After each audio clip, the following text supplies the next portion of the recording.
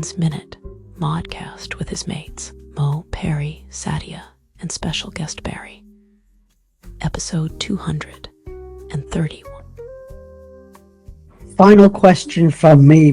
Barry, I know how much you love to make sure there's actions at the end of all of our meetings rather than just having a chat for the sake of it, right? So someone who's been listening to this Modcast today, they're a leader in their business. They're starting out on their AI journey. They kind of know they need to be doing something here. What's some very first practical steps they can take from today to kind of make sure they're doing things that you have in your book? Yeah, I think that's a great question. So I would start with this. It's hard, but you got to be honest with yourself, right? So I would be asking myself, okay, how do I do my best work? What are those natural traits that just are mine, that I like to work, that I do my best work? What are they? And then start thinking about friction points. What are the things that get in the way of me doing my best work? What are the highest leverage moments of my week? What's one workflow that it's imperative that I get great every week, right? So in the studio, for us, working with founders as an example, right? One-on-one with a founding team, high stakes, short amount of time, want it to go well, right? So then you can create this very simple little workflow of just, how do I prepare? How do I show up with the best information that I have to make decisions with? And then how do I capture everything? How do I synthesize it and then take action? And even just doing that small little loop, for me, it was bringing the meeting co-pilot. It allowed me to look at last week's meeting. The first time, obviously, I didn't have that, but the second time I did.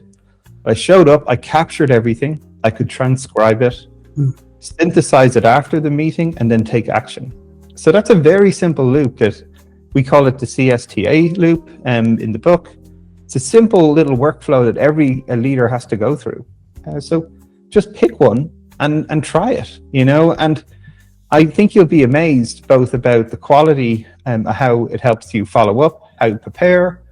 So it's less admin and more creative work, which I think everybody wants to be doing right now, and less of the sort of time suck yet necessary admin tasks. And that's how I would encourage people just to get started. Fantastic. We have time for one more question if anyone has one. So a lot of people I meet are in the analysis and paralysis phase, wherein, of course, they are overwhelmed with news all over, and with every new tool bringing something, and every now and then boom of things, and then, the bust of tools and techniques. How do you see that a leader should be keeping afloat of it? Because they are on one hand running POCs in their own companies. And how do you even scale to an enterprise level despite of the news of boom and bust cycles of these tools? Yeah, no, it's a great question. And it's actually another one of my favorite case studies in the book. So Andrew Phillips is the CTO of Skyscanner. It's a travel aggregator. I met Andrew, I'm almost, again, afraid to say, over 10 years ago. When I started working with Skyscanner, there were about 30 people in their engineering team, and Andrew was a grad. He'd just been hired as a grad. And it's funny, everyone was like, one day this guy's going to be the CTO, and here we are 10 years later, and he's the CTO. But one of the things about how he went about doing it in that company, right? They're dealing with billions of transactions a day, terabytes of data. He has to lead an engineering team that's deep data scientists right through to product managers who understand tech, right? But the way he started was very simple. He started and quite public and in the open, just picking a tool, trying it for a week, just like Min had asked, and just, understand how he worked, what was a task that mattered for him, and then try a tool, and what was good about it, what was bad about it. And he would then go back to his team and go, I just tried ChatGPT to synthesize my board documents for the month. And look, I found it was good at this, but I found it was poor at that. Now, you can imagine when your CTO is someone who's sort of openly and in the public, sharing, experimenting, that creates safety, but it also creates knowledge for the whole company. And, that is the process. So for me, when I started with my AI stack, it was just like my meeting co-pilot. Okay, I started with that. I used it for a couple of weeks and saw the benefits of being able to captured all these meetings and synthesized them, and it was great. And then I just tried, well, how could I stack this? So what else is in this sort of workflow from just not capturing the information, but synthesizing it better or preparing better, right? That brought me to a lot of sort of LLM tools like Claude and ChatGPT. And then I found I was creating more content, like diagrams that I wanted. So I started playing around with tools like Canva and these things. And I slowly built up my stack over time. And at some points I've had 20 tools in it. Sometimes I'm down to 6. Now I'm back to 14 this week.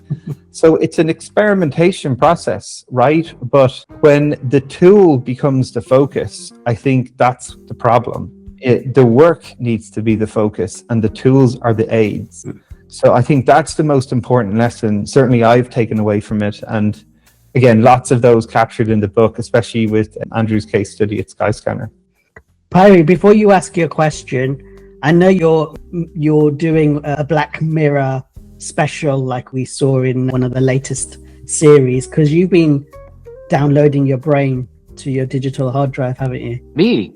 Yeah. I love to play around with these things. And I wanted to say something, but I can't say that offline. But it's around and find out. But I'm very curious, yes, to create a second brain where I'm a very much a nonlinear thinker all over the place, and have another brain next to me locally, not in the cloud of a big company, but my own surroundings, where that brain knows how my brain operates. And we are the perfect combination, the perfect relationship, the perfect way to execute, the perfect way to go fast.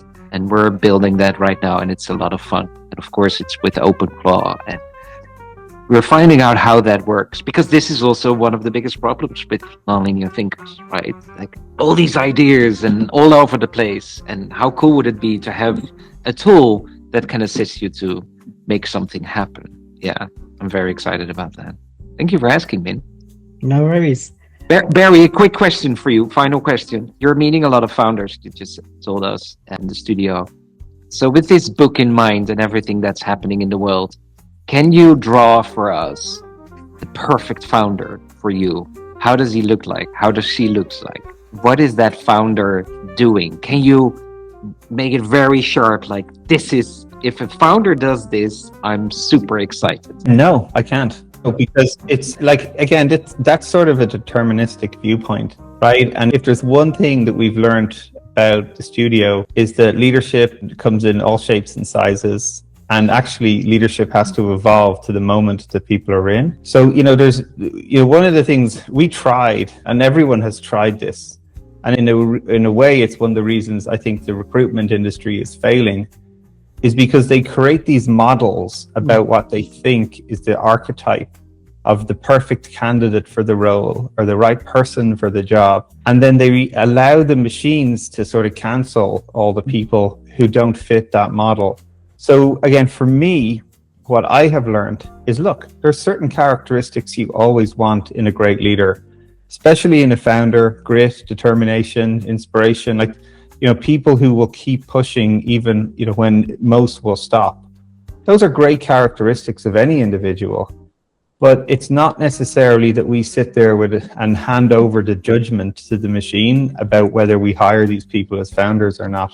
It's still a human plus machine. So great, maybe we can look for the right people in the places that we want to help us get the information, but it's got to be always a human decision if we think this is the right person at that moment. And again, that's why the book's called, Building Better Judgment, Speed and Results with Human and Machine Intelligence. It's not one or the other, it's both. And I think we've learned that a lot and got it wrong many times, trying to think too heavily and relying on the machine alone. So it's gut feeling as well, Barry. Well, it's human, right? And I think that's the most important part. Like, the last piece that we have is judgment, a human judgment. And for me, the machine is about getting the best information it can to support the human decision.